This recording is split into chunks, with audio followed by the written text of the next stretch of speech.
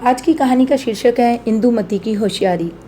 वारंगल के समीप एक छोटे से गांव में एक किसान रहता था जिसका नाम तिलक रत्नम था। लंबी बीमारी के बाद उसकी पत्नी का देहांत हो गया था और तिलक रत्नम अकेला रह गया था। उसकी देखभाल करने और घर का कामकाज करने के लिए कोई नहीं था।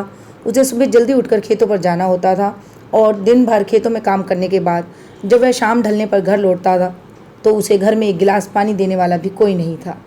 आखिरकार उसने एक नौकरानी को घर के कामकाज के लिए रख लिया। नौकरानी का नाम इंदुमती था।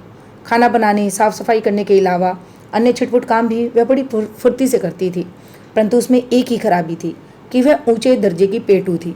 वह खाना बनाते बनाते ही उसे खाने लगती। कई बार तिलक रत्नम ने उसे रंगे हाथों पकड़ा था। वह इंदुमती की सादत को लेकर काफ़ी परेशान था। वह उसे कई बार समझा चुका था पर उस पर कोई असर नहीं पड़ता था। एक दिन जब तिलक रत्नम ने उसे चुपके से खाते देखा तो गुस्से में आकर उसने इंदुमती को धमकी दे दी। वह बोला, आज आखिरी बार कहता हूँ कि चोरी करना छोड़ दो। यदि मैंने दोबारा तुम्हें इस तरह छिपकर खाते देख लिया तो नौकरी से निकाल दूंगा। तिलक रत्नम की यह धमकी कारगर सिद्ध हुई क्योंकि उस दिन के बाद इंदुमती ने चोरी करना बंद कर दिया। अब तिलक रत्नम को इंदुमती से कोई शिकायत नहीं थी।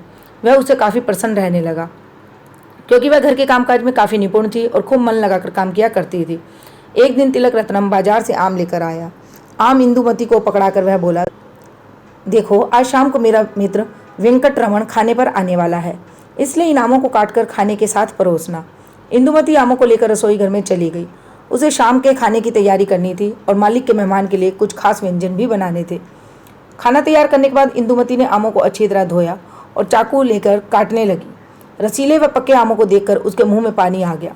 उसे तिलक रत्नम की चेतावनी याद थी, फिर भी वह अपने मन को काबू में नहीं रख सकी और एक एक कर उसने सभी आम खा लिए।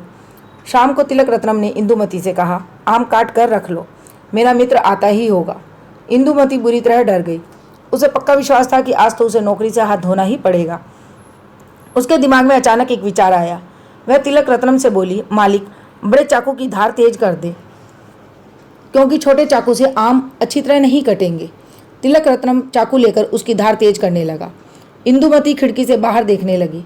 जैसे ही उसे वेंकटरमण आता दिखाई दिया वह दौड़कर उसके पास गई। उसे एक और ले जाकर बोली, मुझे लगता है कि मालिक किसी बात को लेकर आपसे गुस्सा है। मैंने उन्हें बड़बड़ाते सुना है। वह कह रहे थे कि आज वह आपकी नाक काट देंगे, इसलिए चाकू तेज कर रहे हैं। वेंकटरमण ने झरोखे से अंदर झांक कर देखा तो सच में ही तिलक रत्नम चाकू की धार तेज कर रहा था। वह तुरंत सिर पर पाँव रखकर भागा। इंदुमती तिलक रत्नम के पास जाकर बोली, मालिक आपका मित्र मुझसे आम छीनकर भाग गया है। सुनते ही तिलक रत्नम बाहर की ओर भागा। उसने हाथ में चाकू पकड़ा हुआ था। दूर जाने पर उसको वेंकटरमण बेतहाशा भागता हुआ दिखाई दिया। उसे देखकर तिलक रत्नम चिल्लाया, वेंकट कम से कम आधे आम तो देते जाओ। दूर होने के कारण वेंकटरमण को उसकी बात स्पष्ट सुनाई नहीं दी। उसने सोचा कि तिलक रत्नम उसकी नाक काटने की बात कर रहा है, इसलिए वह और तेजी से दौड़ने लगा और दौड़ता दौड़ता आंखों से ओझल हो गया। थक हार कर तिलक रत्नम घर लौट आया और खाना खाकर सो गया। इंदुमती बहुत प्रसन्न थी कि उसने अपनी चतुराई से अपनी नौकरी बचा ली।